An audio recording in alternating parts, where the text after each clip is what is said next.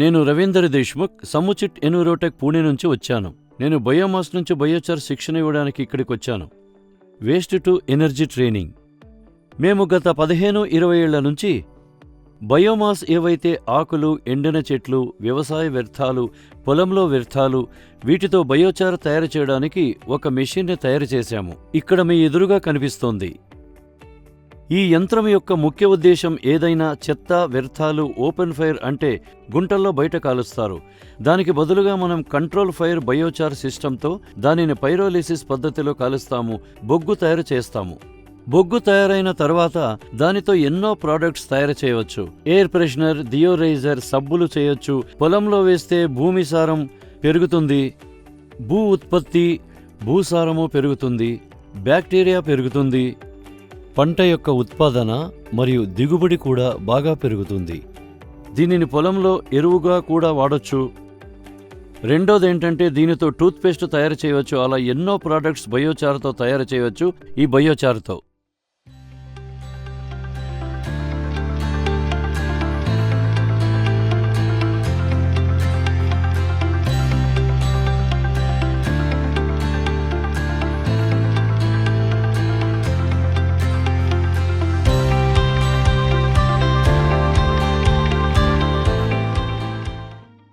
ముందుగా ఈ 3 రోజుల్లో మనం ఏం చేస్తున్నామో చెప్తాను.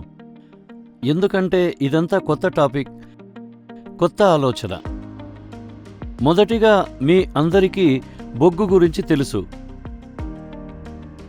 ఇంట్లో పొయ్యి వెలిగించినప్పుడు కాలని కట్టెలు ఏవైతే మిగిలిపోతాయి వాటిని మనం బొగ్గు అంటాము. బొగ్గుని కొన్ని దశాబ్దాలుగా ఉపయోగిస్తున్నాము. మరి కొత్తగా నేర్చుకునేదేమిటి? బొగ్గు తయారీ నేర్చుకోవడంలో కొత్తగా ఏముంది?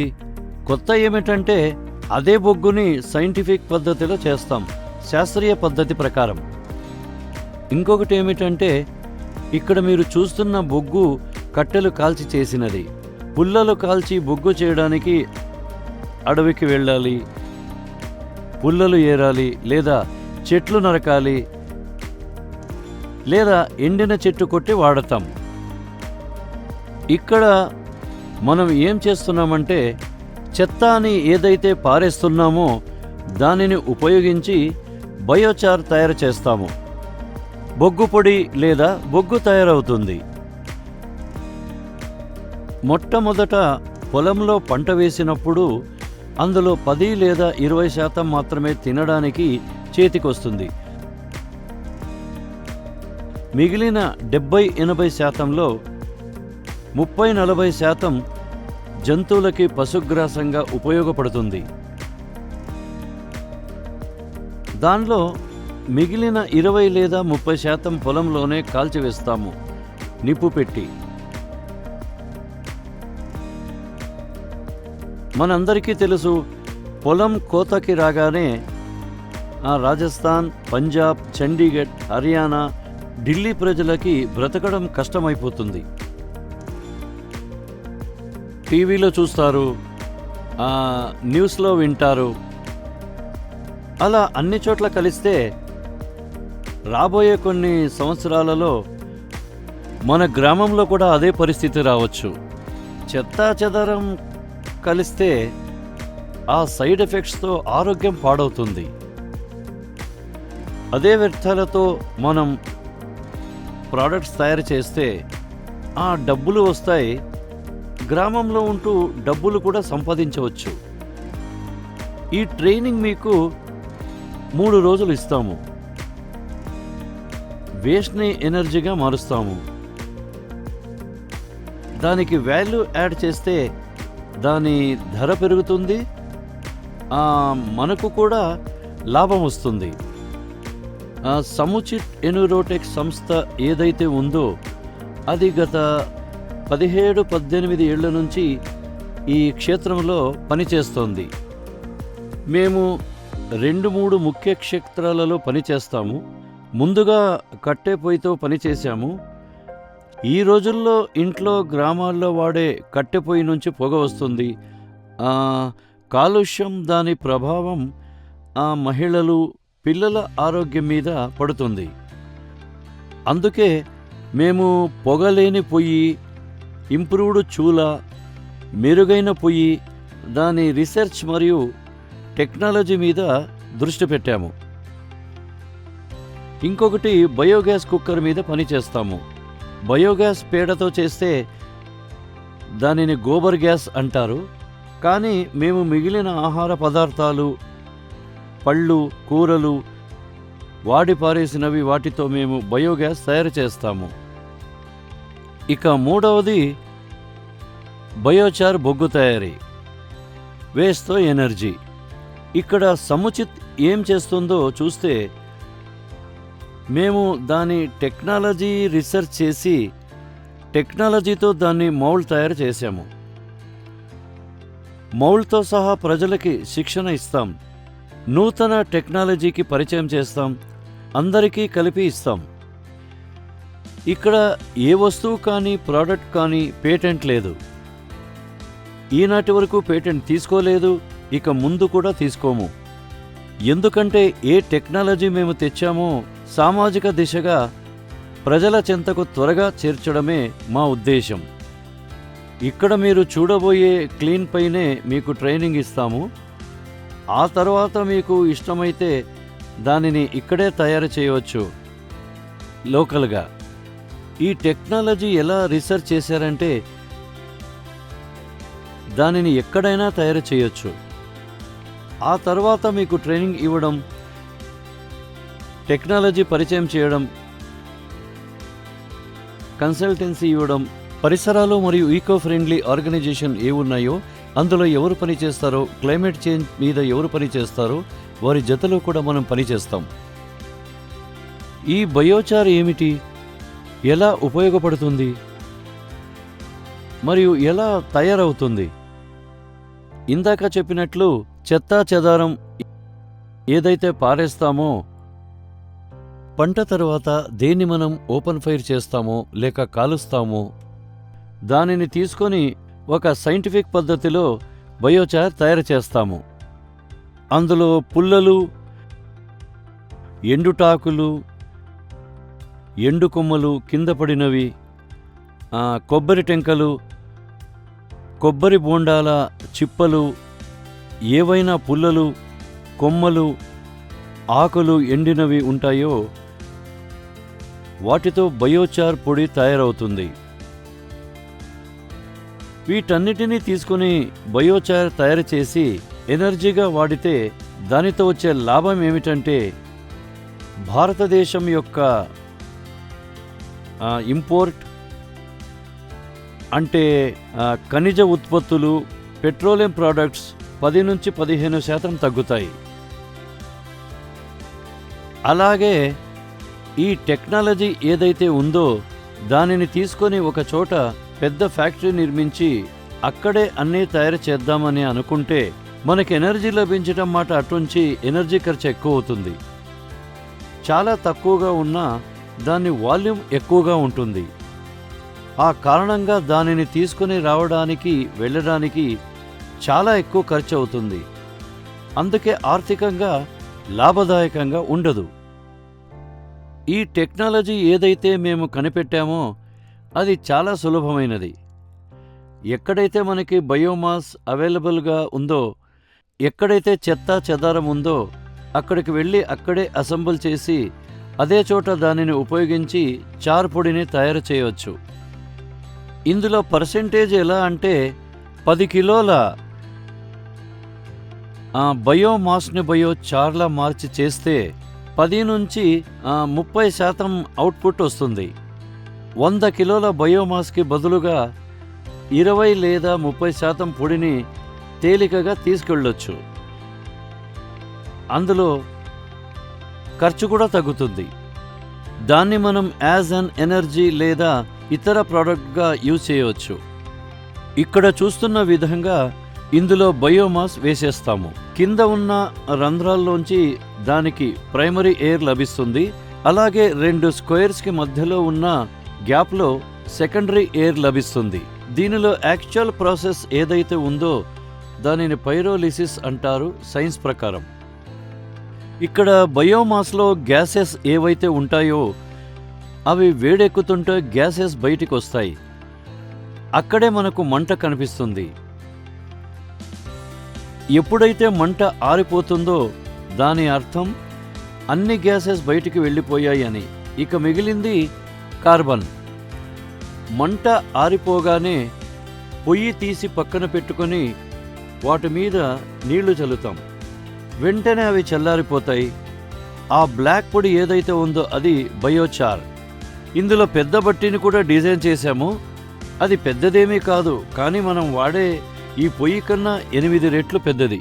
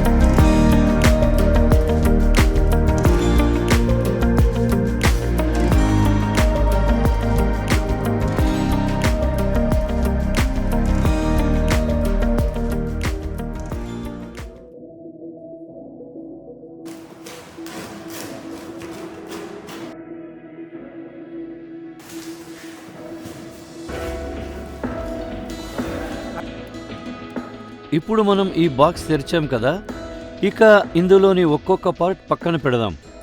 పైనున్న పార్ట్ పెద్ద ఛాంబర్ కోసం, అంటే బయట కనబడే ఛాంబర్ కోసం.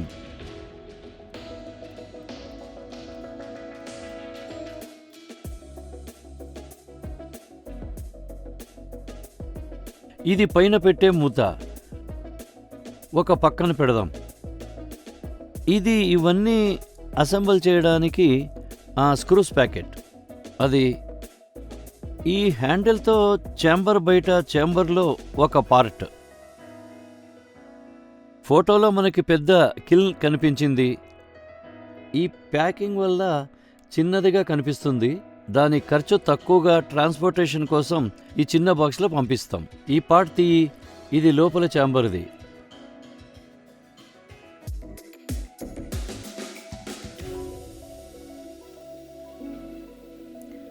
ఇది కూడా లోపల ఛాంబర్లో ఒక పక్క ఛాంబర్.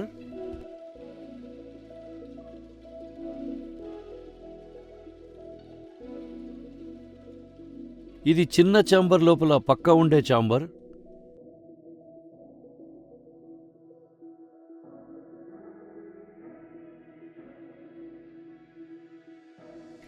ఇది బయట ఉండే పెద్ద ఛాంబర్ హ్యాండిల్తో చూసాం, దాని ఇంకో పార్ట్.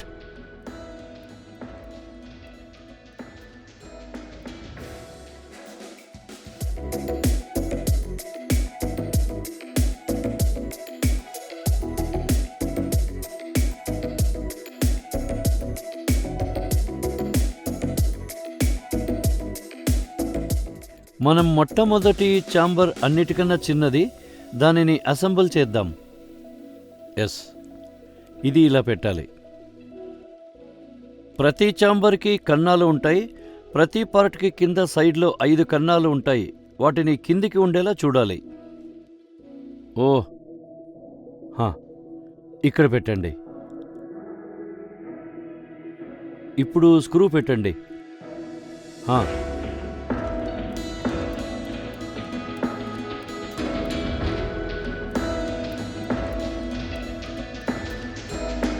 అన్ని ఛాంబర్స్కి చిన్నదైన పెద్దదైన ఒకవైపు 3 స్క్రూస్ వస్తాయి. 4 వైపులా కలిపి 12 స్క్రూస్ బిగించాలి. ఛాంబర్ పెద్దదైనా చిన్నదైనా ఒకవైపు 3 స్క్రూస్ ఉంటాయి.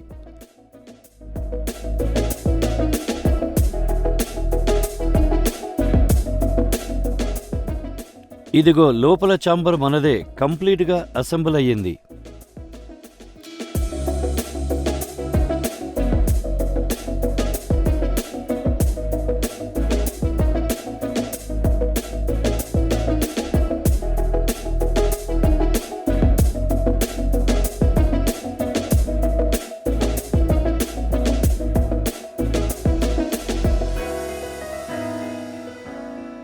ముందు లోపలి చాంబర్ పూర్తయిపోయింది. ఇప్పుడు బయట చాంబర్ని అసెంబుల్ చేద్దాం. మొట్టమొదట 2 హ్యాండిల్స్ ఉన్న పార్ట్ని అటాచ్ చేస్తాం.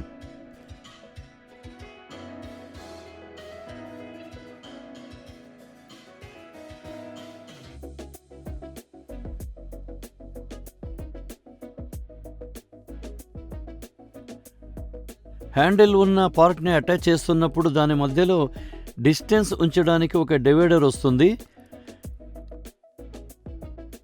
ఇది 1 ఇంచు ఉంటుంది. రెండో ఛాంబర్ మొదటి ఛాంబర్ కన్నా 4 ఇంచులు పైకి ఉంటుంది కింద నుంచి.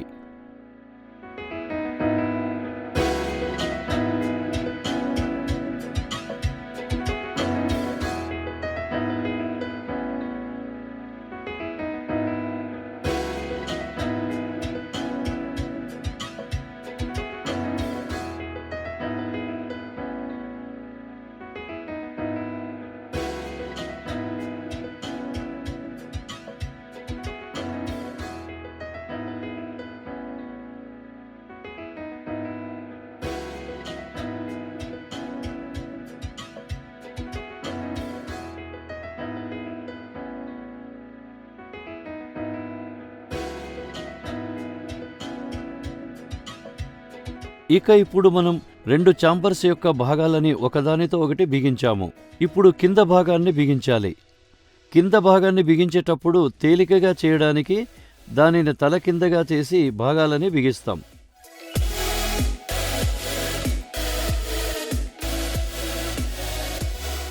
ముందు మనం 4 పక్కల మధ్యలో స్క్రూ ఏదైతే ఉందో దానిని రెండింటికి కలిపి బిగిస్తాం.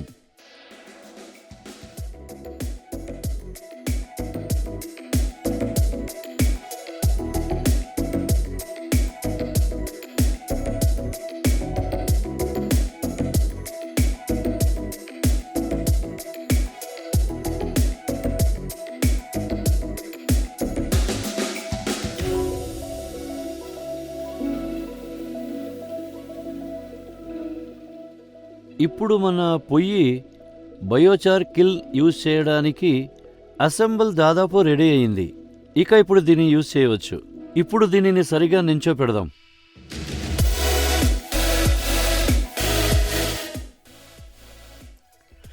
ఇప్పుడు దీనిపైన దాని లిడ్ మూత పెట్టేద్దాం.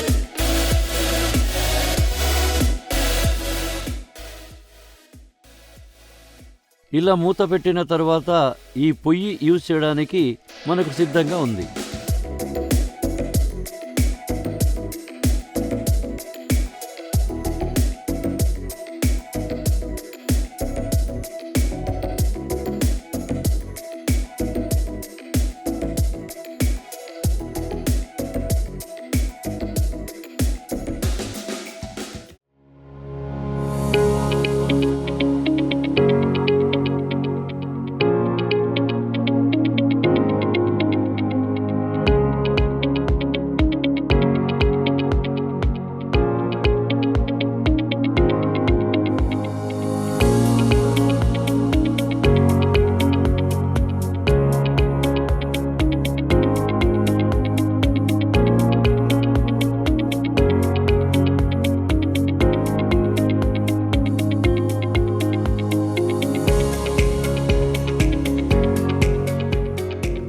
ఇక్కడ ఇప్పుడు మీకు కనిపిస్తున్న పొయ్యిని ఉపయోగిద్దాము ప్రాక్టికల్గా.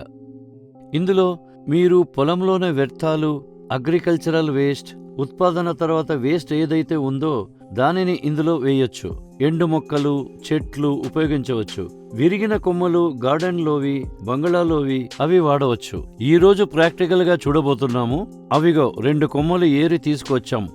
వాటితో ప్రాక్టికల్గా చేద్దాం. ఇక్కడ ఇందులో ఏమైతే మెటీరియల్ వేస్తామో అవి ఒకే రకంగా ఉండాలి. ఆకులు కొమ్మలు కలిపి వేయకూడదు. ఎందుకంటే ఒక్కోదానికి కాలే టైం వేరువేరుగా ఉంటుంది. సో మొట్టమొదటి స్టెప్, మనం తెచ్చిన ఈ కట్టెల్లో నుంచి చిన్న పుల్లలు, పెద్ద కొమ్మలు వేరువేరు చేయాలి.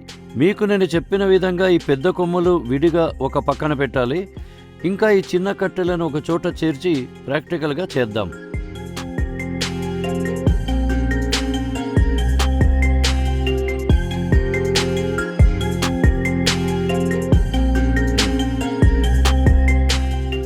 ఇప్పుడు మనం మొదటి స్టెప్లో ఏమైతే కట్టెలు తెచ్చామో వేరు చేస్తాం. ఇప్పుడు రెండవ స్టెప్ కట్టెలను లెక్క పెడదాం, అంటే బరువు చూస్తాం. అలా చేస్తే ఒక బ్యాచ్లో ఎన్ని కట్టెలు వేసామో తెలుస్తుంది. జనరల్గా మన రెగ్యులర్ కిల్న్ చూస్తున్న కట్టెలు లాంటివి 6 నుంచి 10 కిలోలు పడతాయి. ఇప్పుడు మనం బరువు తూకం వేసిన కట్టెలు ఇందులో వేద్దాం. ఇది రెగ్యులర్ కిల్ మీద మూత పైన పెట్టి మూయాలి. ఇందులో 2 ఛాంబర్లు ఉంటాయి. ఒక ఛాంబర్ కింద నేల మీద ఉంటుంది, రెండవ ఛాంబర్ దానికన్నా కొంచెం పైన ఉంటుంది. ఈ రెండింటికి 4 ఇంచుల గ్యాప్ ఉంటుంది. 2 ఛాంబర్ల మధ్య కూడా 1 ఇంచు గ్యాప్ ఉంటుంది. దానివల్ల ఏమవుతుందంటే కింద ఉన్న ఛాంబర్ చిన్నది, దానికి కన్నాలు పెట్టబడ్డాయి. ఆ కన్నాలు మనం కట్టెలు వేసినప్పుడు ఆ కన్నాలలో నుంచి గాలి వెళుతుంది, అంటే కింద నుంచి కట్టెల కింద నుంచి గాలి వెళుతుంది. ఎక్కడైతే మనం ఛాంబర్స్ని కలిపి బిగించామో అక్కడ బయట నుంచి గాలి తగులుతుంది. దానికి బయట నుంచి ఆక్సిజన్ అందుతుందో లోపల ఒక పక్క నుంచి అక్కడే వేడి ఎక్కిన తర్వాత కట్టెల నుంచి గ్యాసెస్ ఏవైతే బయటికి వస్తాయో అవి అక్కడ కాలిపోతాయి. ఇక్కడ ఈ కన్నంలోంచి మనకి మంట కనిపిస్తుంది. ఎప్పుడైతే మంట తగ్గిపోతుందో దాని అర్థం ఏంటంటే లోపలున్న గ్యాసెస్ పోయాయన్నమాట. ఇప్పుడు పొయ్యి తీసి పక్కన పెట్టి నీళ్లు చల్లి మంట ఆర్పేస్తాము. ఇది పూర్తి ప్రాసెస్ అన్నమాట. ఇప్పుడు చేసే స్టెప్ ఏంటంటే ఇప్పుడు మనం ఈ మూత తీసి పక్కన పెట్టి అక్కడ మనం తూచిపెట్టుకున్న కట్టెలు తీసుకుని అందులో వేసుకుందాం. ఇక్కడ మనకి లోపల కనిపిస్తున్న ఛాంబర్ వరకు కట్టెలు నింపుకోవాలి. కట్టెలు నిటారుగా నుంచుని ఉండేలా పెట్టాలి. కట్టెల మధ్యలో గ్యాప్ ఉండేలా పెట్టాలి.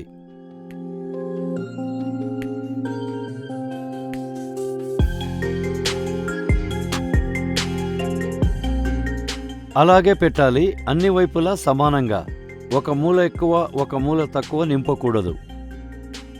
అలా పెడితే ఏమవుతుందంటే ఎక్కడ తక్కువ పెడతామో అవి మొత్తం కాలి బూడిదైపోతాయి. ఎక్కడ ఎక్కువ ఉంటే అవి పచ్చిగా మిగిలిపోతాయి. ఇక్కడ మనం చూస్తున్నది ఏమిటంటే కంట్రోల్ ఫైర్ చేస్తున్నాము. పైరోలిసిస్ సిస్టమ్ ద్వారా కట్టెలలో ఏదైతే గ్యాస్ ఉందో ఆ గ్యాస్ని కాల్చేస్తాము. తద్వారా ఏమవుతుందంటే కింద మనకి కార్బన్ లభిస్తుంది. అలాగే ఇదే కార్బన్ని భూమిపై చల్లితే కార్బన్ నెగిటివిటీలోకి వెళుతుంది. దీన్ని కార్బన్ నెగిటివ్ అంటారు. ఈ కట్టెలు అలాగే అడవిలో పొలాలలో పడి ఉంటే అవి కంపోస్ట్ అవుతాయి. కంపోస్ట్లో నుంచి మీథేన్ జనరేట్ అవుతుంది. మీథేన్ కూడా సిఎస్జి గ్యాస్ లాగా వాతావరణానికి హాని చేస్తుంది. అందుకే మనం కార్బన్ తయారు చేసి దానిని పంట పొలాలలో వేస్తాము.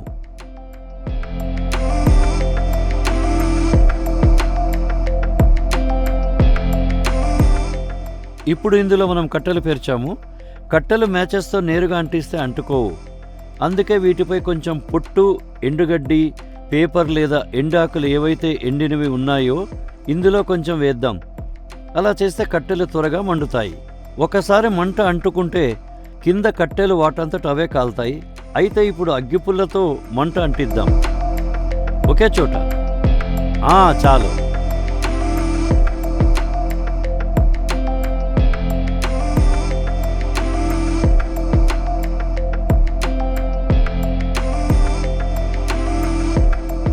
ఇప్పుడు చూస్తున్నారుగా, మనం దీన్ని వెలిగిస్తున్నాం. కొంచెం పొగ వస్తుంది. ఏమైందంటే 2-3 రోజుల క్రితం వర్షం పడి కట్టెలు తడిశాయి. వాటిలో ఉన్న తేమ పోసి 2-3 నిమిషాలలో పొగ రావడం ఆరిపోతుంది. కట్టెలలోని గ్యాస్ మండుతుంది. ఇలా పొగ వస్తోంది.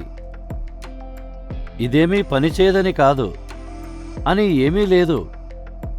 4-5 నిమిషాల్లో ఈ పొగ తగ్గిపోతుంది.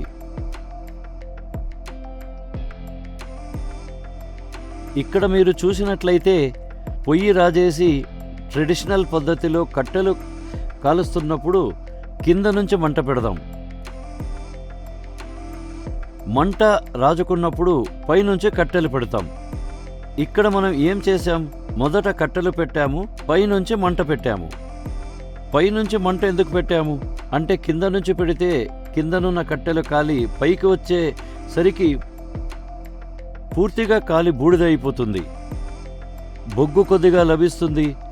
ఇంకొకటి బొగ్గు నాణ్యత తక్కువ అవుతుంది. ఇక్కడ ఎప్పుడైతే పైన నిప్పు పెట్టామో మంట యొక్క వేడి హీట్ వల్ల కట్టెలలో ఉన్న తేమ, నీరు, గ్యాసెస్ వేడెక్కి పైకి వచ్చేస్తాయి. ఈ కారణంగా మీకు మంట పైన కనిపిస్తుంది. కింద చూస్తే గనక మంట లేదు. పైన మంట మండుతోంది, కింద మంట లేదు. ఎప్పుడైతే మంట కిందికి వెళుతుందో దాని అర్థం ఈ మొత్తం కాలిపోయింది. మనకి ఎప్పుడైతే మంట కనిపించదో ఈ కట్టెలు పూర్తిగా కాలిపోయాయని అర్థం. ఇప్పుడు కింద మిగిలిన కార్బన్ కోసం ఆ పొయ్యిని పక్కన పెట్టి నిప్పు ఆర్పేస్తాం. ఇక్కడ 2-3 విధానాలు ఉన్నాయి. మొదటిది చేన్లో వాడడానికి దాని మీద మట్టి వేసేయండి, నిప్పు ఆరిపోతుంది, దానిని పొలంలో చల్లండి. రెండవ పద్ధతి దాని మీద నీళ్లు చల్లండి, నిప్పు ఆరిన తర్వాత మళ్ళీ ఎండబెట్టాలి. నీళ్లు పోస్తున్నప్పుడు జాలిని ఉపయోగిస్తే ఒక బట్టిని ఆర్పడానికి 6 నుంచి 8 లీటర్ల నీరు పడుతుంది.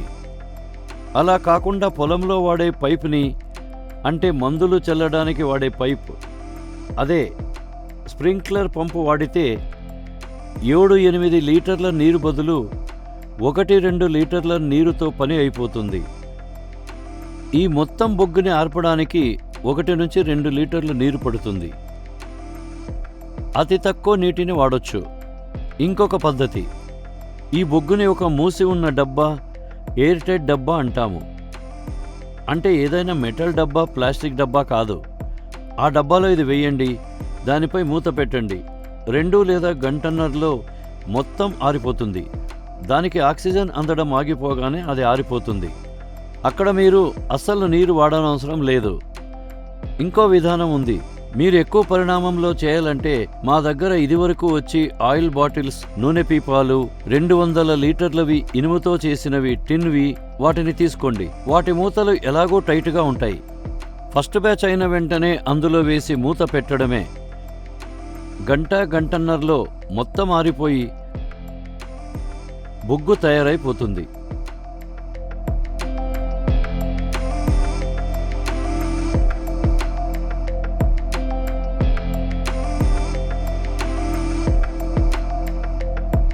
ఈ మంట ఇంతకుముందు బాగా మండి పైకి వచ్చింది, ఇప్పుడు కిందికి వెళ్ళిపోయింది. అలా అయితే ఈ ప్రాసెస్ కంప్లీట్ అయిపోయింది. ఇప్పుడు ఈ పొయ్యి తీసి పక్కన పెట్టుకోవాలి. కింద మిగిలినది అంతా కార్బన్. దానిని చల్లార్చడానికి మనం దాని మీద నీళ్లు చిలకరిద్దాం. మనం నీటిని స్ప్రింక్లర్తో పోస్ట్ అతి తక్కువ నీటితో దీనిని ఆర్పొచ్చు. నీళ్లు పోసి ఇది చల్లారిన తర్వాత దీనిని కొద్దిగా ఎండబెట్టాలి. మనం దీనిని ఇలాగే పొలంలో చల్లితే దానిని ఎండబెట్టనవసరం లేదు. దానిని అలాగే మొత్తం ఉపయోగించవచ్చు. కానీ దానితో ఏదైనా ప్రోడక్ట్ చేయాలంటే, సబ్బుల తయారీ, ఐర్ ఫ్రెషనర్ తయారీ, అలాంటప్పుడు ముందుగా దీనిని ఎండబెట్టాలి. లేదా దీనిని తినే పదార్థాలలో యూజ్ చేయాలంటే సింగడి వగైరా దీనిని విడిగా ఎండబెట్టుకోవాలి. ఇది ఇప్పుడు అయిపోయింది. దీనిని ఎత్తి పక్కన పెట్టండి, వెళ్ళి నీళ్లు పట్టండి.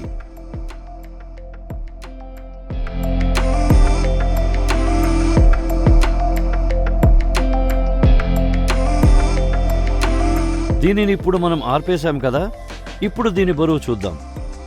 మనం ఎన్ని కట్టెలు వేసామో ఆ బరువు చూసాం. ఇప్పుడు దీని బరువు చూద్దాం. ఇప్పుడు దీని బరువు తేమతో సహా వస్తుంది. ఎండిపోయిన తర్వాత మళ్ళీ ఇంకొకసారి బరువు చూద్దాం. మనం దగ్గరగా 8 నుంచి 10 కిలోల కట్టెలు ఇందులో వేశాం. ఈ కాలిన కట్టెల బరువు సుమారు 2-3 కిలోల మధ్యలో ఉండొచ్చు. తడి మీద దీని బరువు 3 కిలోల కన్నా ఎక్కువ వస్తుంది. ఎండిన తర్వాత దీని బరువు 2-2.5 కిలోలు రావచ్చు. ఈ విధంగా మనకు తెలుస్తుంది మనం ఎన్ని కట్టెలు వేశాం, దానితో ఎంత బయోచార్ వచ్చింది, కార్బన్ ఎంత వచ్చింది.